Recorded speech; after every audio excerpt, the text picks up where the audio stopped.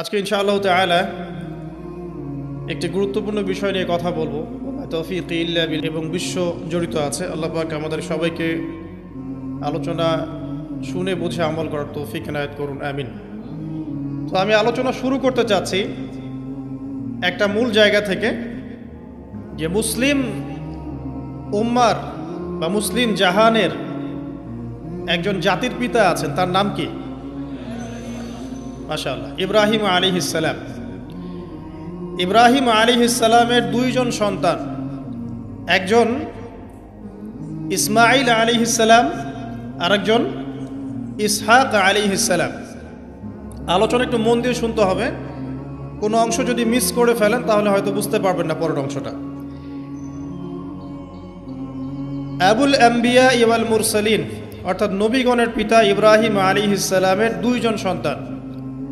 একজন সন্তানের নাম ইসমাঈল আলাইহিস সালাম, আরেকজনের নাম ইসহাক আলাইহিস সালাম। ইসমাঈল আলাইহিস সালাম জন্ম নিয়েছেন হাজেরা আলাইহিস সালামের গর্ভে, আর হাজেরা আলাইহিস সালামকে রেখে আসা হয়েছে কোথায়? মক্কায়। তো এখান থেকে ইসমাঈল আলাইহিস সালামের বংশ চলতে চলতে এক পর্যায়ে এই বংশে সর্বশেষ এবং চূড়ান্ত নবী মুহাম্মদ সাল্লাল্লাহু আলাইহি ওয়াসাল্লামের জন্ম হয়। ঠিক আছে, তাহলে আমরা হচ্ছি বনু ইসমাঈল।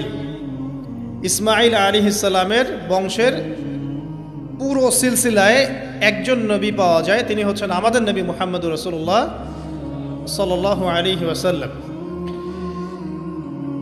আর আরেকজন সন্তান ইব্রাহিম আলাইহিস সালামের, তার নাম কি? ইসহাক আলাইহিস সালাম। ইসহাক আলাইহিস সালাম জন্মগ্রহণ করেছেন সারা আলাইহিস সালামের গর্ভে। তো আমরা বুঝতে পারলাম যে নবীগণের একাধিক স্ত্রী ছিল। পশ্চিমা সভ্যতা আমাদেরকে শিখিয়েছে যে একজন সৎ ব্যক্তির একটাই স্ত্রী থাকতে পারে। একজন চরিত্রবান এবং সৎ ব্যক্তির একজন স্ত্রী থাকতে পারে। যার একাধিক স্ত্রী আছে তার চরিত্র ভালো না। এটা পশ্চিমারা আমাদেরকে শিখিয়েছে। এবং পশ্চিমা গোলক ধাঁধায় যারা নিজেদের দর্শন হারিয়ে ফেলেছে তারাও এই মতাদর্শে বিশ্বাস করে। তবে তারা এটা বিশ্বাস করে যে একজন স্ত্রী থাকলেও একাধিক মেয়ের সাথে শারীরিক সম্পর্ক রাখা ভালো। আর ইসলাম বিশ্বাস করে যে যদি কারোর সাথে শারীরিক সম্পর্ক রাখতেই হয় তাকে স্ত্রীর মর্যাদা দিতে হবে। তো যাই হোক, ইব্রাহিম আলাইহিস সালামের দুইজন স্ত্রী ছিলেন। সারা আলাইহিস সালামের গর্ভে ইসহাক আলাইহিস সালাম জন্মলাভ করেন, এবং সেটা অনেক দেরিতে, অনেক বয়স হওয়ার পরে, বার্ধক্যে উপনীত হওয়ার পরে। তো ইসহাক আলাইহিস সালামের ছেলের নাম হচ্ছে ইয়াকুব আলাইহিস সালাম। তারা থাকতেন শামে, অর্থাৎ প্যালেস্টাইনে। আর ইসমাঈল আলাইহিস সালাম তারা থাকতেন মক্কায়। দুইটা জায়গা আপনি চিনতে পারছেন, প্যালেস্টাইন আর একটা হচ্ছে মক্কা। মক্কা ইসমাঈল আলাইহিস সালাম, যার সিলসিলায় মুহাম্মদ সাল্লাল্লাহু আলাইহি ওয়াসাল্লাম, আমরা যার উম্মত। আর ওই যে প্যালেস্টাইন, শাম দেশ, সিরিয়া, জর্ডান, লেবানন, প্যালেস্টাইন, এই জায়গাটাকে বলা হয় শাম। এই প্যালেস্টাইনে ইসহাক আলাইহিস সালাম, যিনি সারা আলাইহিস সালামের গর্ভে জন্ম নিয়েছেন। ঠিক আছে, ওকে। এবার ইসহাক আলাইহিস সালামের পরবর্তী জেনারেশন, তার নাম হচ্ছে ইয়াকুব আলাইহিস সালাম। আর ইয়াকুব আলাইহিস সালামের আরেকটা নাম হচ্ছে ইসরাইল। কি নাম? ইসরাইল। এই কারণে ইয়াকুব আলাইহিস সালামের বংশধরদেরকে বলা হয় বনু ইসরাইল। এবার বুঝতে পারছেন বনু ইসরাইল কাদেরকে বলা হয়? আচ্ছা, এখন এই ইয়াকুব আলাইহিস সালামের অনেক সন্তান ছিলেন। সূরা ইউসুফ পড়ে দেখেন, 11-12 জন পুত্র সন্তান ছিলেন, বা 13 জনের কথা এসেছে, আরও থাকতে পারে, আল্লাহু আলাম। এখানে এতটুকু এসেছে। ইউসুফ আলাইহিস সালাম তার একজন সন্তান, ঠিক আছে, যাকে তার ভাইরা কুয়ায় ফেলে দেয়। ঠিক আছে, কুয়ার থেকে ইউসুফ আলাইহিস সালাম চলে গেলেন মিশরের রাজার বাসায়। এটা তো পড়েছেন। আচ্ছা, আমি কিন্তু ডিটেলস বলতে পারবো না খুতবায়, শুধু লাইনগুলো টাচ করছি। কুয়া থেকে চলে গেলেন, ভাইদের ষড়যন্ত্রে কুয়ায় তিনি পড়লেন। তাকদিরের এভাবেই তাকদির লেখা ছিল। তারপরে সেখান থেকে মিশরের রাজার বাসায়, ঠিক আছে, সেখান থেকে সেই যে রাজার স্ত্রী তাকে আহ্বান করলো। তিনি বললেন যে মাআয আল্লাহ, আমি আল্লাহকে ভয় করি। এরপর সেখান থেকে জেলখানায় বিনা অপরাধে তিনি 12 বছর জেল খাটলেন। আর সেখান থেকে তিনি বের হয়ে আবার যখন আসলেন তখন মিশরের কি প্রায় খাদ্যমন্ত্রী বলা যায়, মিশরের বড় একটা পলিটিক্যাল পদ আল্লাহ পাক তাকে দিলেন। ঠিক আছে, তাহলে মিশরে কিভাবে বনু ইসরাইল আসলো? ইউসুফ আলাইহিস সালামের মাধ্যমে। ঠিক আছে, ইউসুফ আলাইহিস সালামের মাধ্যমে মিশরে বনু ইসরাইলের আগমন হলো। এর আগ পর্যন্ত বনু ইসরাইল থাকতো ওই যে প্যালেস্টাইনে।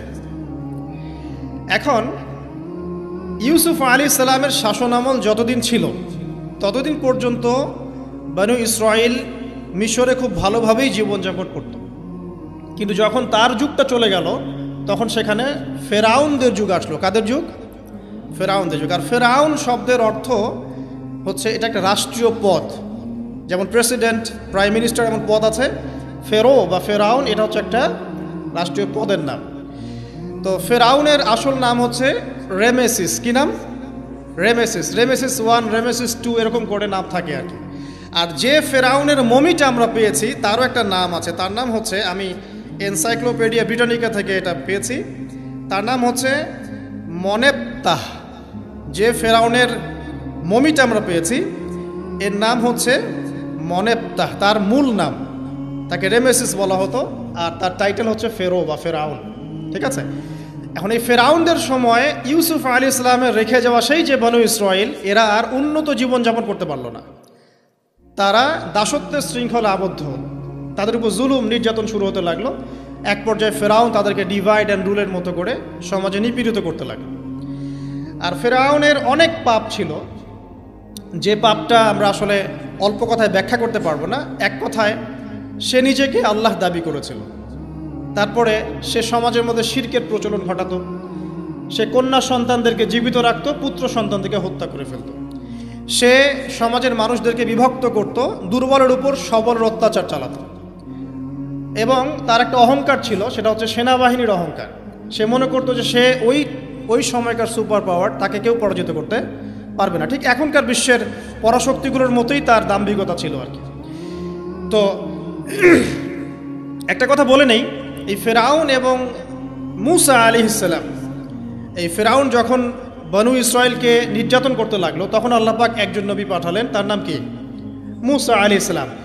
আর মূসা আলাইহিস সালাম আর ফেরাউনকে নিয়ে কোরআনুল কারীমে প্রায় 44টা সূরার মধ্যে কথা আছে। আমি হিসাব করে দেখেছি এবং আমি টুকটাক ঘাটাঘাটি করে দেখেছি যে প্রায় 44টা সূরার মধ্যে 532টা আয়াত আছে মূসা এবং ফেরাউনকে নিয়ে। কথা বুঝতে পারছেন? 532টা। কোরআনের টোটাল আয়াত কত? একদম ভুল উত্তর, 6236। 6000 কত? 236। মতবিরোধ আছে, তবে 6236টা আয়াতের পক্ষে শক্ত দলিল আছে। তো এটাকে পার্সেন্টেজ দিয়ে করবেন, যারা ম্যাথামেটিক্স পারেন তারা তো খুব সহজেই পারবেন। তো পার্সেন্টেজ করলে দেখবেন যে 8.53% আয়াত মূসা এবং ফেরাউনকে নিয়ে। 100%-এর মধ্যে প্রায় 8.5 বা 9% আয়াত কাকে নিয়ে? মূসা এবং ফেরাউনকে নিয়ে। এমনি এমনি তো আল্লাহ পাক এই কাজটা করবেন না নিঃসন্দেহে। এই ঘটনার মধ্যে যে শিক্ষাগুলো আছে এটা আমাদের জন্য সবচেয়ে বেশি ইম্পর্টেন্ট। এই জন্য এত বেশি আয়াত নাজিল করা হয়েছে। কোরআনের যে কোনো সূরা খুলবেন দেখবেন মূসা আর ফেরাউন, মূসা আর ফেরাউন। কী কারণ? এমনি এমনি নিঃসন্দেহে শেষ জামানে আমরা যারা বাস করব তাদের জন্য এই ঘটনার মধ্যে বিশাল কিছু শিক্ষা আছে। শিক্ষাগুলো আমরা ইনশাআল্লাহ আজকে জানব। তো এখন মূসা আলাইহিস সালাম এই ফেরাউনের যুগে জন্ম লাভ করলেন। তবে ফেরাউনকে জ্যোতিষীরা বলেছিল আগেই যে ওই সামদেশ থেকে একটা আগুন আসছে যে তোমার সিংহাসনকে পুড়িয়ে ফেলবে। এর ফলশ্রুতিতে ফেরাউন যেটা করলো, সমস্ত পুত্র সন্তান যারা হতো এদেরকে তারা জবাই করে হত্যা করত। তো যখন জনগণ বলল যে কাজটা খুব খারাপ, প্রতিবাদ শুরু হলো, তখন 1 বছর গ্যাপ দেওয়া শুরু করলো। 1 বছর মারবে, আরেক বছর রাখবে, আরেক বছর মারবে, আরেক বছর রাখবে। যেই বছর মারলো না সেই বছর জন্ম লাভ করলো মূসা আলাইহিস সালামের ভাই হারুন আলাইহিস সালাম। ঠিক আছে, উনিও কিন্তু নবী ছিলেন। আচ্ছা, আর যে বছর মারার কথা সেই বছর জন্ম লাভ করলেন মূসা আলাইহিস সালাম। এখন আমি খুব শর্ট করে বলছি, অনেক ডিটেলস বলতে গেলে 3টা বেজে যাবে, আজকে আসরও হতে পারে। তো এখন যে বছর মারার কথা সেই বছর জন্ম লাভ করলেন মূসা আলাইহিস সালাম। এখন মুসা আলাইহিস সালামের মা কিন্তু তখন খুব শঙ্কিত, ফেরাউন তার সন্তানকে হত্যা করবে। আল্লাহ রাব্বুল আলামিন কোরআনের মধ্যে বলেছেন সূরা কাসাসের মধ্যে, কোন সূরা? সূরা কাসাস। আমি দুইটা সূরার নাম বলছি, আজকে বাসায় গিয়ে পড়বেন। এই দুইটা সূরার মধ্যে সবচেয়ে বেশি হিস্ট্রি আছে মুসা এবং ফেরাউন এই বিষয়টার উপরে। একটা সূরার নাম হচ্ছে সূরা তাহা, এখানে সুন্দর করে ধারাবাহিকভাবে গল্পটা দেওয়া আছে। আর একটা সূরা হচ্ছে সূরা কাসাস, এই দুটা পড়বেন অর্থসহ। তো মুসা আলাইহিস সালামের মায়ের হৃদয়টা খুব শঙ্কিত ছিল যে তার সন্তানকে হত্যা করে ফেলা হবে। আল্লাহ রাব্বুল আলামিন বলছেন যে আমি তার কলবে ইলহাম করলাম। সুবহানাল্লাহ, আল্লাহ পাক তার মায়ের কলবের মধ্যে ইলহাম, মানে কি? ইলহাম হচ্ছে আল্লাহর পক্ষ থেকে প্রত্যাদেশ না, ওহী না, কিন্তু একটা বুঝ বা একটা নূর, একটা তাজাল্লি, একটা বসিরা ঢেলে দেওয়া। এটা কিন্তু নবুয়ত না, একটা কাজের চেতনা বা দৃঢ়তা আল্লাহর পক্ষ থেকে ঢেলে দেয়া। তার মায়ের কলবের মধ্যে আল্লাহ রাব্বুল আলামিন ইলহাম করলেন যে তুমি তোমার সন্তানটাকে সিন্দুকের মধ্যে ভরে ভাসিয়ে দাও নীল নদে। এখন তার মায়ের কলব, তার মায়ের হৃদয় ছটফট করতে লাগলো, কারণ কোনো মাই তো চাইবে না তার সন্তানকে এভাবে ভাসিয়ে দিতে। আল্লাহ পাক বলছেন যদি না আমি তার হৃদয়টাকে শক্ত করতাম তাহলে সে বিচলিত হয়ে পড়ত। আল্লাহ পাক তার হৃদয়টাকে শক্ত করলেন, সে বিচলিত হলো না, সন্তানকে ভাসিয়ে দিল। এবার সন্তান ভাসতে ভাসতে ভাসতে কোথায় যাচ্ছে? যেখানে ফেরাউনের স্ত্রী গোসল করছে। কথা কি বুঝতে পারছেন? খুব চমৎকার হিস্ট্রি কিন্তু গল্পটা। এবং গল্প মানে এখানে আসলে গাল গল্প না, এগুলো সত্য ঘটনা। এক একটা বর্ণ তেমন সত্য যেমন সূর্য পূর্ব দিক থেকে ওঠে এবং পশ্চিমে ডোবে, এটা যেমন সত্য, এর এক একটা বর্ণ সত্য। এগুলো কোনো গাল গল্প নয়। এবার ফেরাউনের স্ত্রী আসিয়া সে সিন্দুক পেয়েছে। মুসা আলাইহিস সালামকে আল্লাহ পাক বলছেন যে আমি মুসা আলাইহিস সালামের চেহারার মধ্যে মোহাব্বত বা ভালোবাসা ঢেলে দিয়েছিলাম। তার চেহারা যেই দেখতো তাকে ভালোবাসত, বুঝছেন? ভালোবাসা ঢেলে দিয়েছে।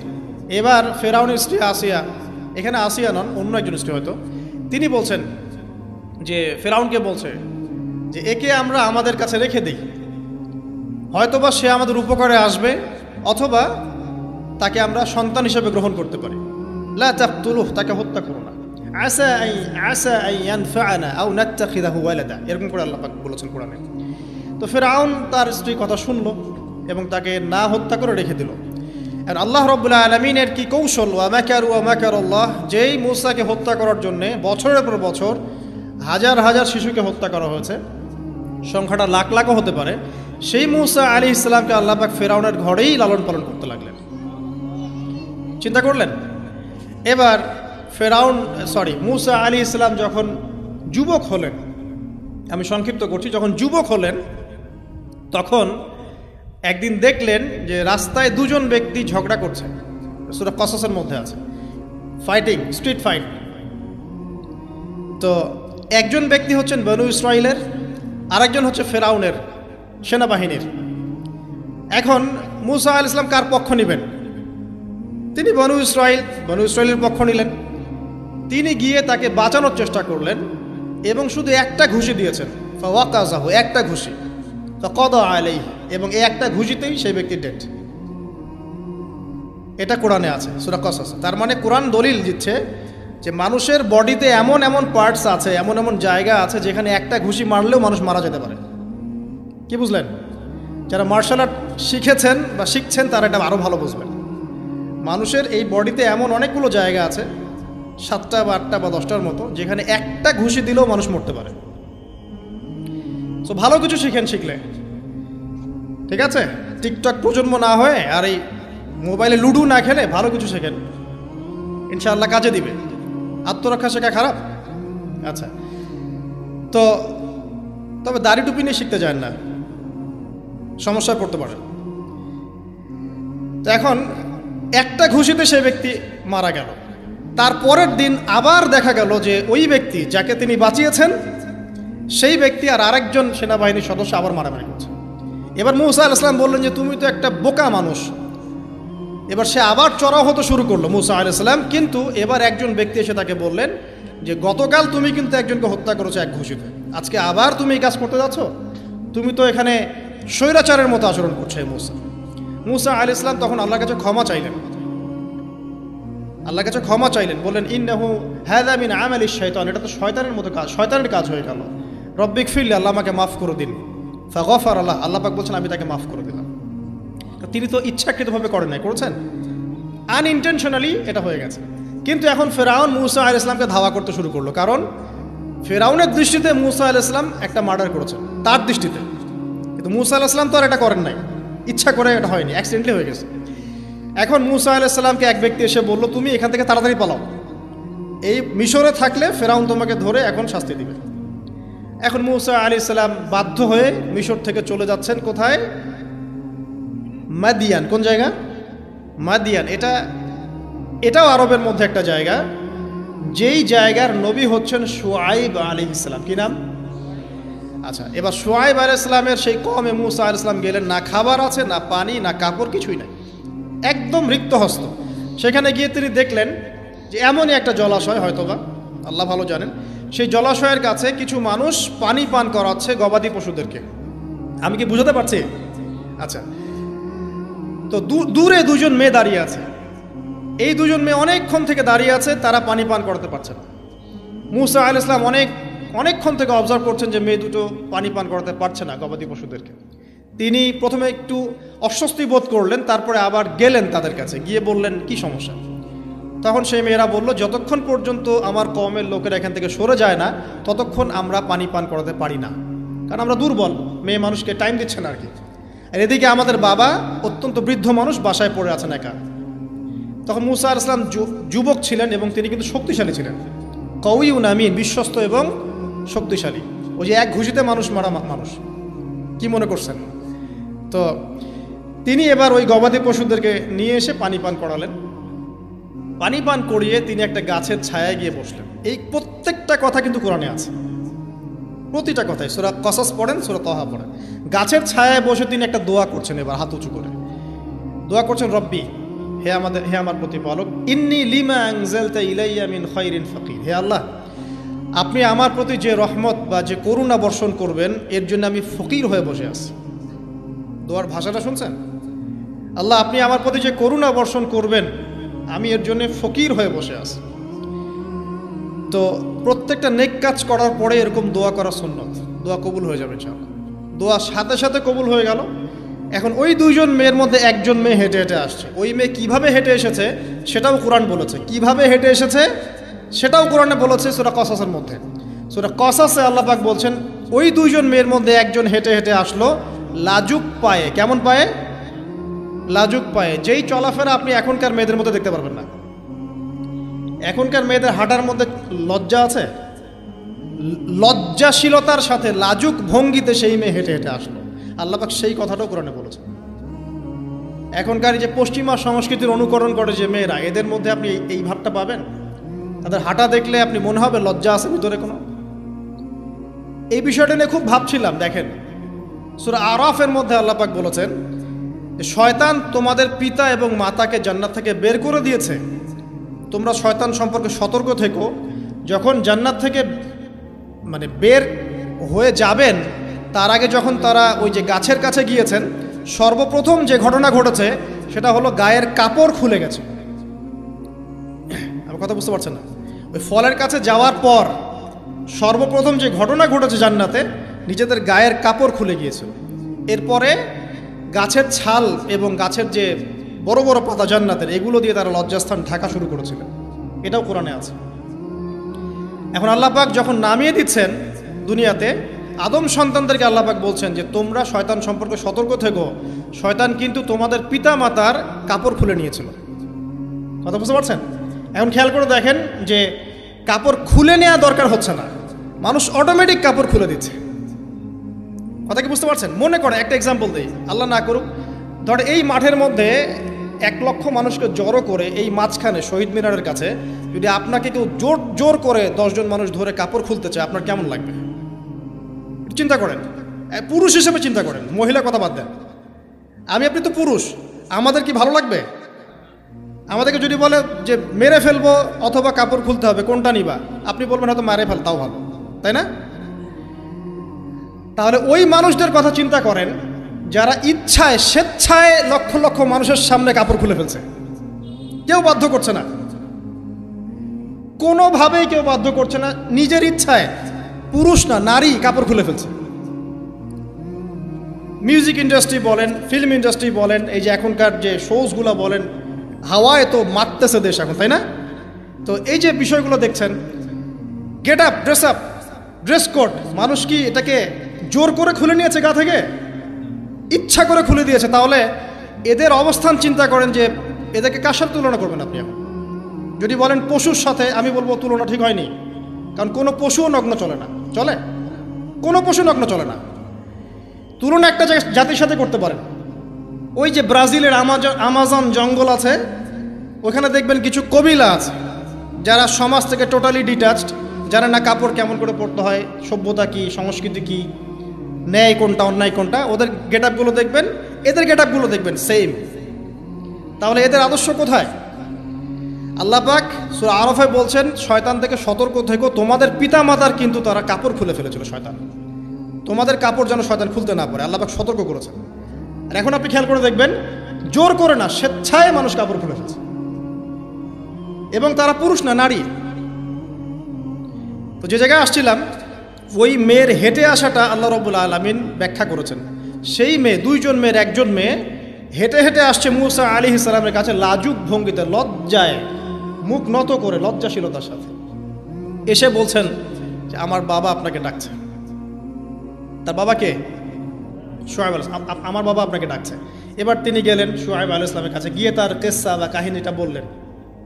শুআয়ব আলাইহিস সালামও কিন্তু একজন নবী এবং জবরদস্ত নবী। বলে রাখি, শুআয়ব আলাইহিস সালামের কওম সর্বপ্রথম সেই কওম যাকে ভূমিকম্প দিয়ে ধ্বংস করা হয়েছিল।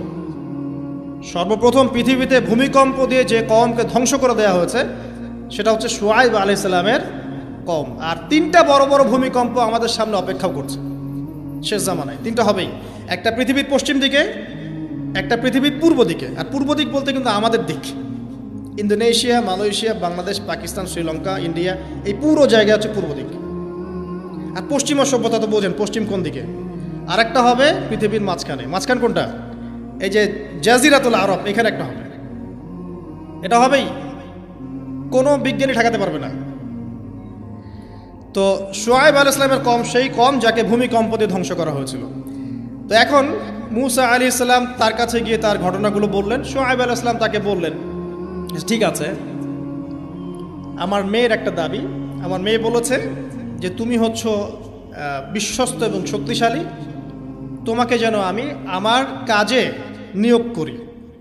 আসলে মেয়ে বাবাকে ইঙ্গিতে একটা মানে মনের ভাব ব্যক্ত করেছে আর কি। তখন তার বাবা সেই ভাবটা বুঝতে পেরেছেন। তিনি বলেছেন, ঠিক আছে, আমি আমার এই মেয়ের সাথে তোমাকে বিয়ে দিব। শর্ত কি? শর্ত হচ্ছে তোমাকে 8 বছর আমার এখানে কাজ করতে হবে। 8 বছর, কত বছর? 8 বছর কাজ করার বিনিময়ে আমি তোমাকে আমার মেয়ের সাথে বিয়ে দিচ্ছি। আর যদি তুমি চাও তাহলে 10 বছর পূর্ণ করতে পারো। তো মূসা আলাইহিস সালাম বলেন, ঠিক আছে, আমাদের মাঝে আল্লাহ পাক সাক্ষী হিসেবে যথেষ্ট। এবার সেখানে মূসা আলাইহিস সালাম তার সংসার শুরু করলেন। 10 বছর অতিবাহিত হলো। তারপরে এখন মিশরে ফিরে যাওয়ার পালা। মূসা আলাইহিস সালাম তার স্ত্রীকে নিয়ে কোথায় যাচ্ছেন এখন? মিশর, তার হোম টাউন, ঠিক আছে, মাদারল্যান্ড। কিন্তু যাত্রা পথে তুয়া উপত্যকায় বিভিন্ন কিতাবে এসেছে তার স্ত্রীর প্রসব বেদনা শুরু হয়। তখন তিনি আগুন তালাশ করতে থাকেন। আগুন তালাশ করতে করতে আস্তে আস্তে তিনি এমন একটা জায়গার দিকে চলে যান তুয়া উপত্যকায়, যেখানে দেখেন যে গাছের উপর আগুন জ্বলছে। এবং তখন আগুনকে ফলো করতে করতে হঠাৎ তিনি এক গায়েবী আওয়াজ শুনতে পান। আওয়াজটা হচ্ছে এমন, আমি একটু পড়ে শোনাই। আওয়াজটা হচ্ছে এমন যে, ইন্নী আনা রব্বুক ফাখলা'না আলাইক ইন্নাকা বিল ওয়াদিল মুকদ্দাসি তুয়া। এই আওয়াজটা আল্লাহ পাকের। কার আওয়াজ? সুবহানাল্লাহ। আল্লাহ পাক মূসা আলাইহিস সালামের সাথে কথা বলছেন এই জায়গায়। আল্লাহ পাক বলছেন, নিশ্চয়ই আমি তোমার রব, তোমার জুতা খুলে ফেলো, কারণ তুমি একটা পবিত্র উপত্যকায় আছো। চিন্তা করতে পারেন? ওয়া আনা ইখতারতুকা, এবং আমি তোমাকে বাছাই করেছি হে মূসা, ফাসতামি' লিমা ইউহা, তুমি খুব মনোযোগ দিয়ে শোনো, আমি তোমার কাছে যা ওহী করছি এটা মনোযোগ দিয়ে শোনো। ইন্নানি আনা আল্লাহ, নিশ্চয়ই আমি আল্লাহ। আল্লাহ বলছেন, ইন্নানি আনা আল্লাহ, নিশ্চয়ই আমি আল্লাহ। লা ইলাহা ইল্লা আনা, আল্লাহ বলছেন আমি ছাড়া কোনো ইলাহ নেই। ফা'বুদনি, আমার ইবাদত করো। ওয়া আকিমিস সালাতা লিযিকরি, আমার স্মরণের জন্য সালাত কায়েম করো। ইন্না সাআতা লাআতিয়াতুন, নিশ্চয়ই কিয়ামত অবশ্যই আসবে। আকাদু উখফিহা, আমি এটাকে গোপন রেখেছি। লিতুজজা কুল্লু নাফসিন বিমা তাসআ, যাতে করে প্রত্যেক নফসকে তার প্রতিদান দেয়া যায়।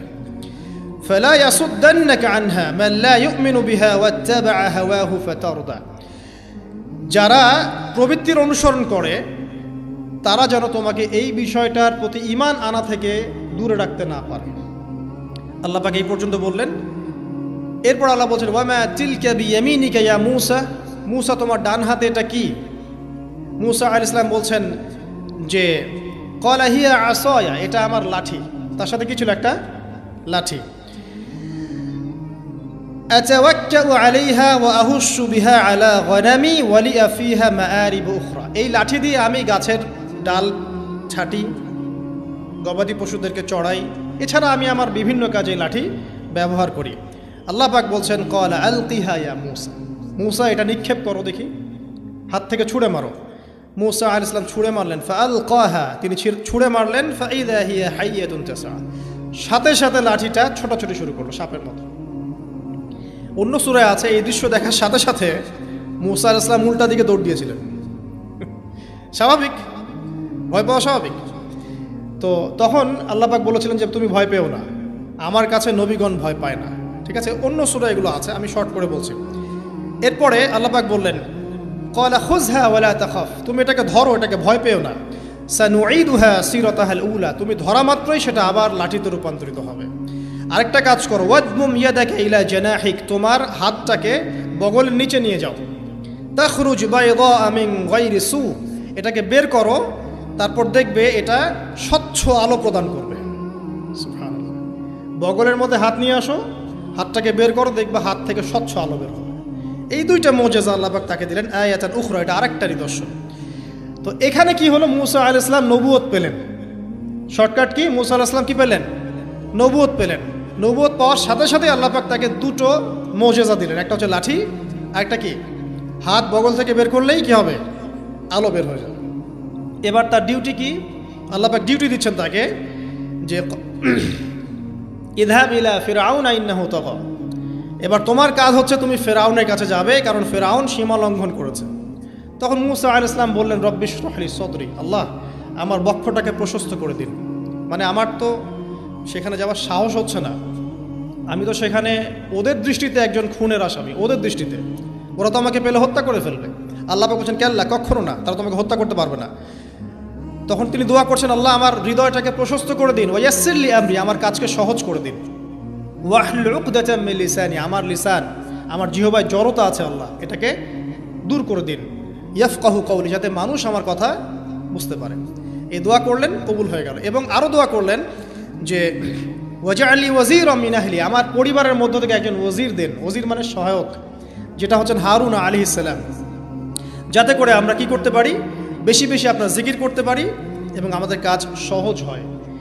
আল্লাহ রাব্বুল আলামিন তার ভাই হারুন আলাইহিস সালামকেও নবুয়ত দান করলেন, দুজন মিলে। এখন আল্লাহ পাক বলছেন ইযহাবা ইলা ফিরআউন, তোমরা দুজন ফিরআউনের কাছে যাও। ইন্নাহু তাগা, সে সীমা লঙ্ঘন করেছে। তবে ফাকুলা লাহু কাওলান লাইয়িনা, তার সাথে নরম সুরে কথা বলো।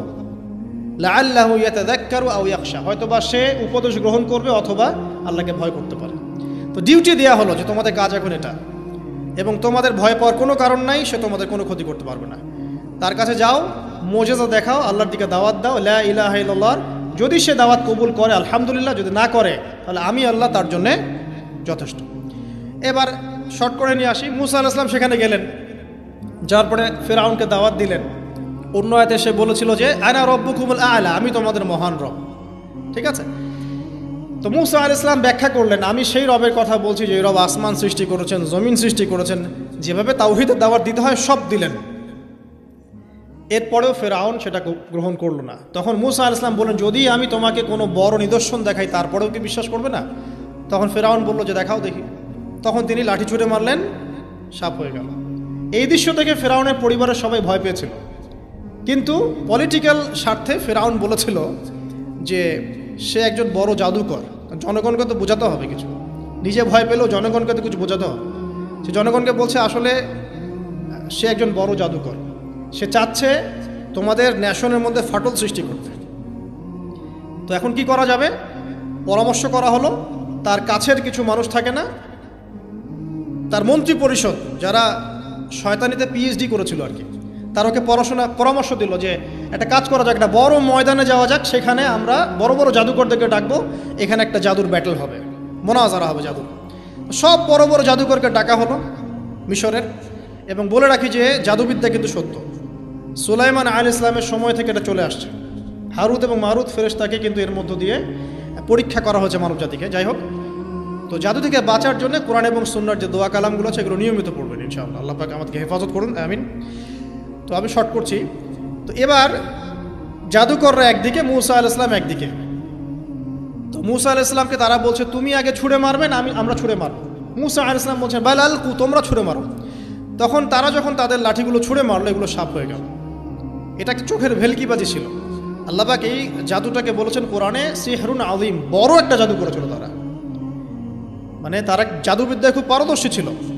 এখন যেমন সায়েন্সের যুগ, তখন কিন্তু জাদুবিদ্যার যুগ ছিল, ঠিক আছে? তো মূসা আলাইহিস সালাম তারপর কিছুটা ভয় পেয়ে গেলেন। আল্লাহ পাক বলেন তুমি ভয় পেও না, বরং তোমার লাঠি ছুঁড়ে মারো, ইন্নাকা আনতাল আ'লা, তুমি বিজয়ী হবে ইনশাআল্লাহ তাআলা। এরপর মূসা আলাইহিস সালাম লাঠি ছুঁড়ে মারার সাথে সাথেই তার লাঠিটা যে সাপে রূপান্তরিত হলো, এই সাপটা বাকি সব সাপকে খেয়ে ফেলল। এই দৃশ্য দেখার সাথে সাথেই ওই জাদুকর যারা ছিল, সবচেয়ে বড় বড় জাদুকর, একটা সমাজে সবচেয়ে বড় বড় জাদুকর, সাথে সাথে মুসলিম হয়ে গেল। বললো যে ক্বাল আমান্না বিরব্বি হারুন ওয়া মূসা, আমরা মূসা এবং হারুনের রবের প্রতি ঈমান নিয়ে আসলাম। তখন ফিরআউন বলল যে ও আচ্ছা, তাহলে ইন্নাহু কাবীরুকুম আল্লামাকুমুস সিহর, তাহলে মূসাই হচ্ছে তোমাদের লিডার, যে তোমাদেরকে জাদু শিখিয়েছে। তাহলে পলিটিক্যাল লোকজনের কথাগুলো এরকমই হয়, সত্য কখনো স্বীকার করতে যাবে না। তো যে তাহলে মূসাই মনে হয় তোমাদের চেয়ে বড় জাদুকর, তাহলে তোমাদের শাস্তি দিব এবার আমরা। কি শাস্তি? ওই যে শুলদণ্ড